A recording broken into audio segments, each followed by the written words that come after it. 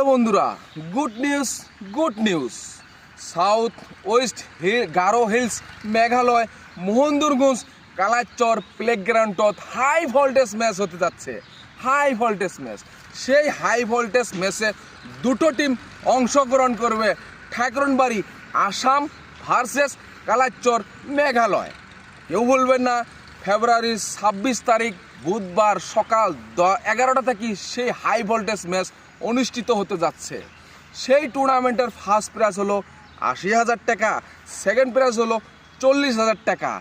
আর এবং ওই টুর্নামেন্টের ওভারসিজ প্লেয়ার তিনটি ওভারসিজ প্লেয়ার বাইরে থেকে চলে আসবে। কেউ বলবে না কালাচর প্লেগ্রাউন্ডে চলে আসুন বন্ধুরা।